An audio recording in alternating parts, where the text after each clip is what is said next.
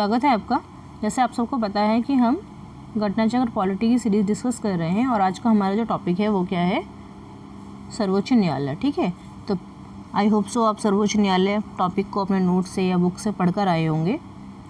तो previously questions दिए हुए हैं, ठीक है। इन क्वेश्चन को डिस्कस करने के लिए थोड़ा सा बेसिक जान लेते हैं सुप्रीम कोर्ट के बारे में।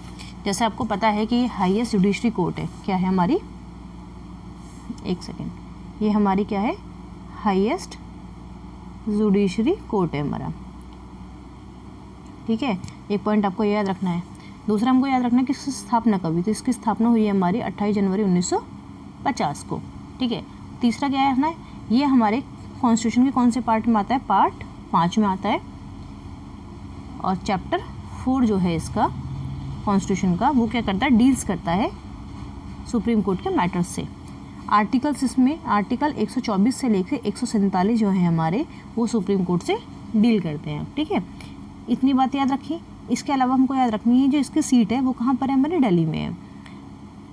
ये अपनी मीटिंग्स को होल्ड कहीं पर भी कर सकता है, मतलब ऑल ओवर द इंडिया कहीं पर भी अपनी मीटिंग्स कर सकता है। बशर्ते क्या होगा, किसके, चीफ जस्टिस ऑफ इंडिया अगर कंसल्ट करता है प्राइम मिनिस्टर के साथ में मिलकर, तो हम इसकी मीटिंग को ऑल ओवर द इंडिया कहीं भी करा सकते हैं। ठीक है, तो बेसिक इतना आपको जान के रखना है और आगे से। ठीक है, अब हम इसके क्वेश्चंस को डिस्कस कर लेते हैं। चलिए, पहला क्वेश्चन है मेरा, भारत में उच्च न्यायालय का जो उद्घाटन हुआ था वो कब हुआ था मेरा, 28 जनवरी 1950 को। जैसे मैंने अभी बताया, भारत के उच्चतम न्यायालय के न्यायाधीशों की वर्तमान स्वीकृति संख्या कितनी है, मुख्य न्यायाधीश के सहित कितनी है, 34 है। नेक्स्ट है मेरा, भारत के सर्वोच्च न्यायालय की जो स्थापना हुई थी वो कब हुई थी, 26 जनवरी 1950 को इसकी स्थापना हुई थी। सही कथन देख लेते हैं। सर्वोच्च न्यायालय का जो गठन 1950 में हुआ था, सही है। सर्वोच्च न्यायालय देश की उच्चतम न्यायालय, बिल्कुल जैसे मैंने आपको बताया है, जिसमें अपील की जा सकती है। ठीक है, सर्वोच्च न्यायालय कोर्ट मार्शल के साथ अन्य किसी भी उच्च न्यायालय अदालतों की सुनवाई कर सकता है। नेक्स्ट क्वेश्चन है मेरा, भारत के उच्चतम न्यायालय में न्यायाधीशों की संख्या में वृद्धि करने की शक्ति किसमें निहित है, तो शक्ति निहित है हमारी संसद में। नेक्स्ट मेरा, भारतीय सर्वोच्च न्यायालय में न्यायाधीशों की नियुक्ति कौन करता है, तो भारत का राष्ट्रपति भारतीय सर्वोच्च न्यायालय में न्यायाधीशों की नियुक्ति करता है। नेक्स्ट क्वेश्चन मेरा, सर्वोच्च न्यायालय का न्यायाधीश अपना पद त्याग कर सकता है, किसको, त्यागपत्र लिखकर, राष्ट्रपति को त्यागपत्र लिखकर अपना पद को त्याग कर सकता है। नेक्स्ट क्वेश्चन मेरा, सर्वोच्च न्यायालय के न्यायाधीश, या फिल इन द ब्लैंक्स भरना है आपको, संसद की सिफारिश, मतलब संसद में महाभियोग प्रस्ताव पारित होने पर के बाद भारत के राष्ट्रपति द्वारा हटाया जा सकता है। ठीक है, कुछ नीचे सही कथन दिए गए हैं, ये भी देख लेते हैं। भारत के उच्चतम न्यायालय के न्यायाधीशों के महाभियोग की प्रक्रिया के ब्यौरे न्यायाधीश जांच अधिनियम 1968 में दिए गए हैं।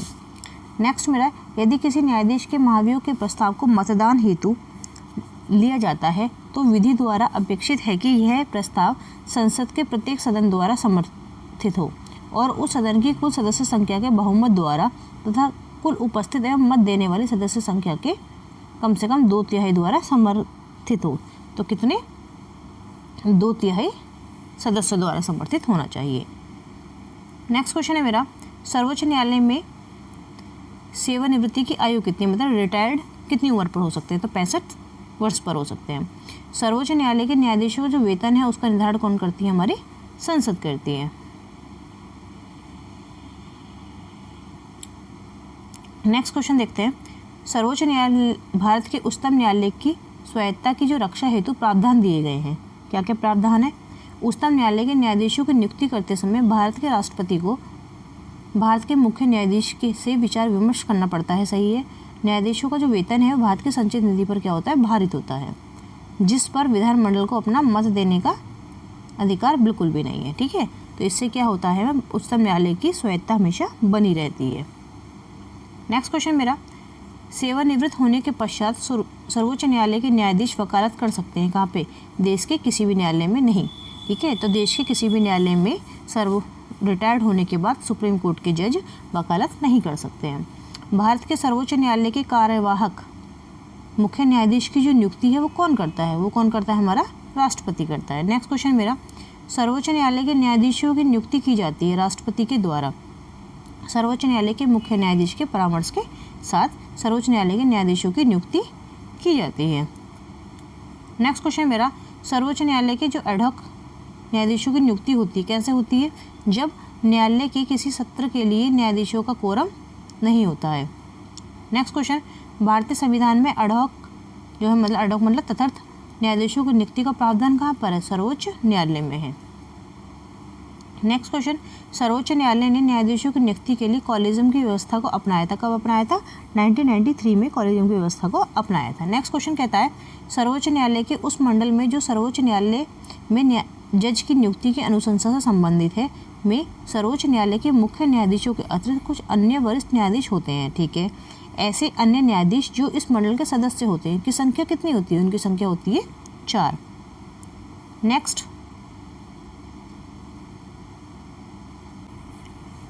क्वेश्चन है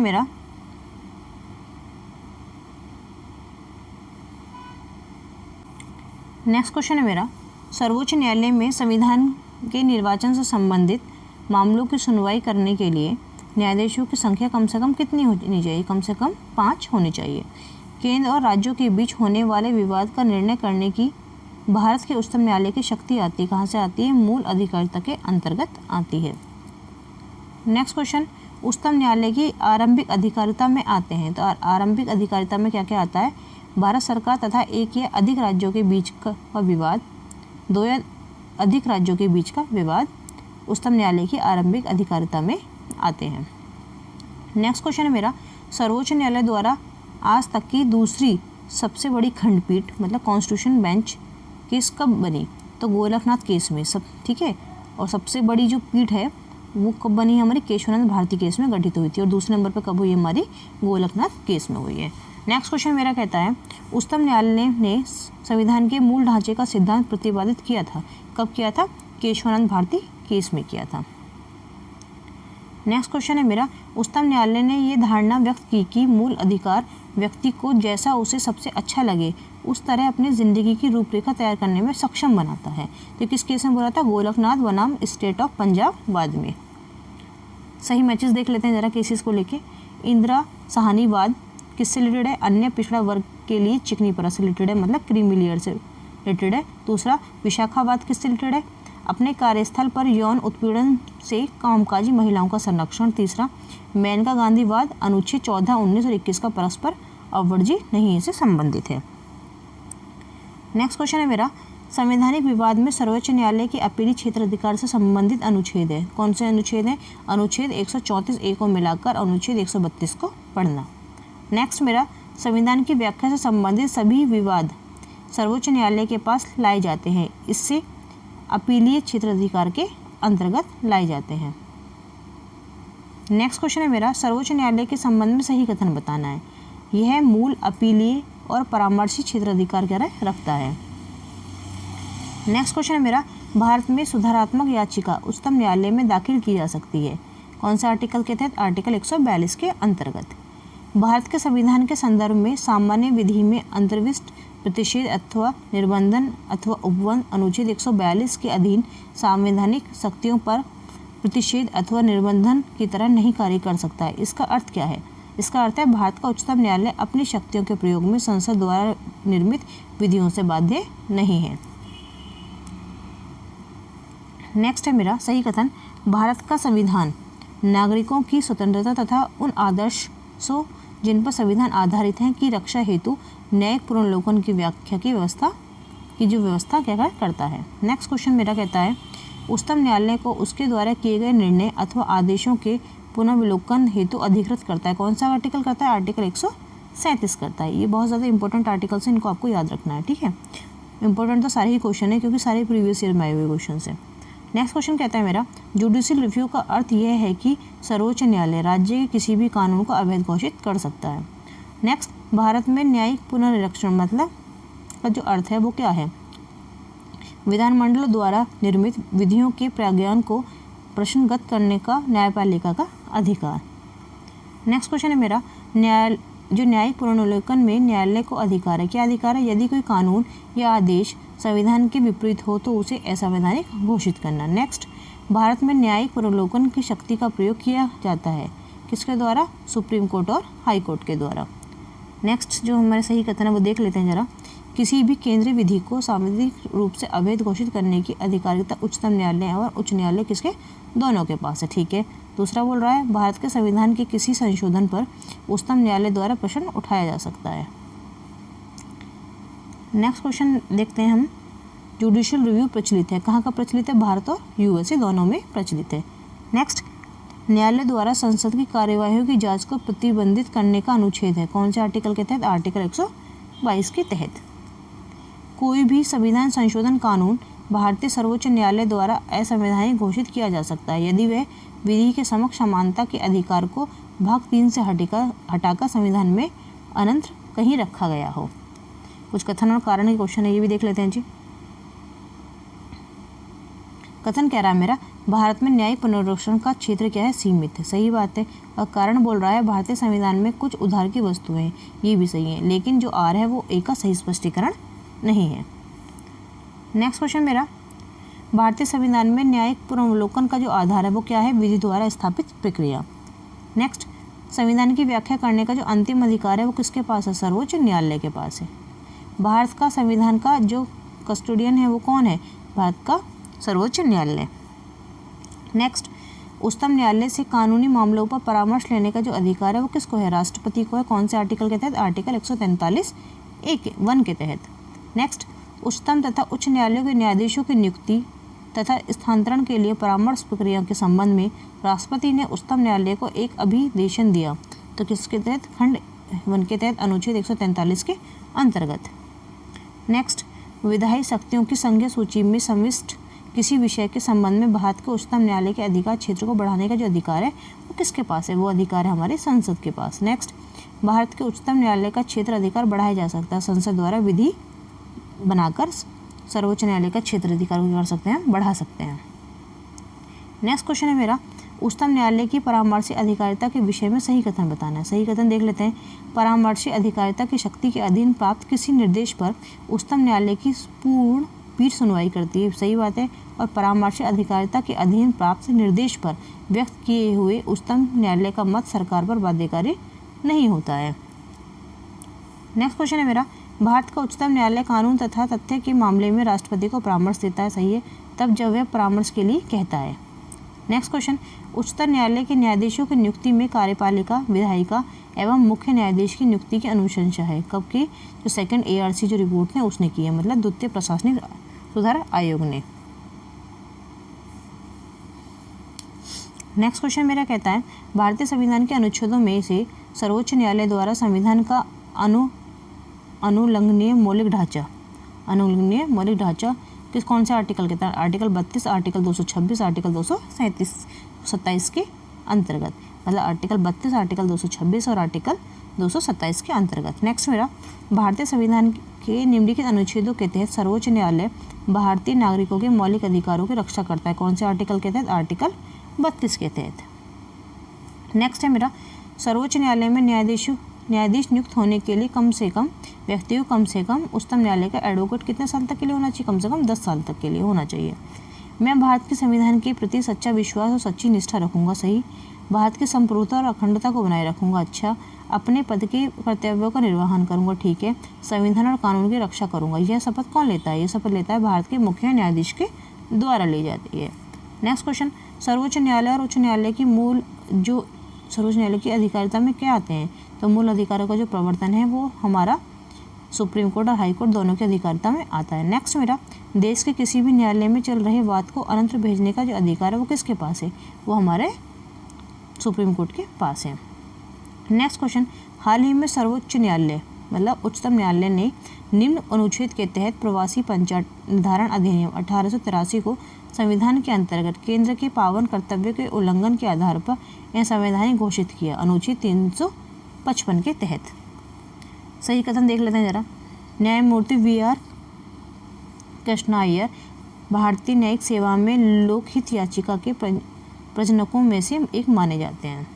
नेक्स्ट, भारत में संविधान की मूल संरचना जिसे हम बोलते हैं बुनियादी ढांचों का सिद्धांत स्रोत किसका है? न्यायिक व्याख्या का। भारत का सर्वोच्च न्यायालय क्या है? एक अभिलेख न्यायालय है इसका आशय क्या है? इसका आशय इसके सभी निर्णयों का साक्षात्मक मूल्य होता है और इस पर किसी भी न्यायालय में प्रश्न चिन्ह नहीं लगाया जा सकता है। नेक्स्ट क्वेश्चन कह रहा है अभिलेख न्यायालय माना जाता है। कौन कौन माना जाता है? हमारा उच्चतम न्यायालय और उच्च न्यायालय दोनों को हम अभिलेख न्यायालय मानते हैं। नेक्स्ट है मेरा भारत के सर्वोच्च न्यायालय के निर्णय के संबंध में सही कथन बताना। सही कथन मेरा क्या है? सर्वोच्च न्यायालय को अपने निर्णय को परावर्तित करने का अधिकार है। नेक्स्ट क्वेश्चन मेरा कहता है उच्चतम न्यायालय मामलों की सुनवाई नई दिल्ली में करता है परंतु किसी अन्य स्थान पर भी सुनवाई कर सकता है। किसके अनुमोदन से? राष्ट्रपति के अनुमोदन से। TDSAT के निर्णय को चुनौती दी जा सकती है। कहाँ दी जा सकती है? सुप्रीम कोर्ट और हाई कोर्ट में, दोनों में दी जा सकती है। नेक्स्ट, जनहित याचिका की शुरुआत की गई। न्यायिक पहल द्वारा जनहित याचिका की सुनवाई की गई, मतलब शुरुआत की गई। नेक्स्ट है मेरा जनहित याचिका की अवधारणा की शुरुआत किस देश में हुई है? किस में हुई थी? हमारे USA में हुई थी, संयुक्त राज्य अमेरिका में। PIL क्या है? PIL है हमारा P से पब्लिक, I से इंटरेस्ट, L से लिटिगेशन। जनहित याचिका PIL प्रस्तुत की जाती है कहाँ का? सर्वोच्च न्यायालय और उच्च न्यायालय दोनों में की जा सकती है। लोकहितवाद मुकदमे की संकल्पना का उद्भव कहाँ पे हुआ है? USA में हुआ है। नेक्स्ट, भारत में न्यायिक सक्रियता संबंधित है। किससे संबंधित है? जनहित याचिका से संबंधित है। नेक्स्ट मेरा कहता है इंदिरा साहनी बनाम भारत संघ मुकदमे में सर्वोच्च न्यायालय का निर्णय संबंधित है। किस संबंधित है? सरकारी नौकरियों में अन्य पिछड़ा वर्ग के आरक्षण से इंदिरा साहनी बनाम भारत संघ संबंधित है।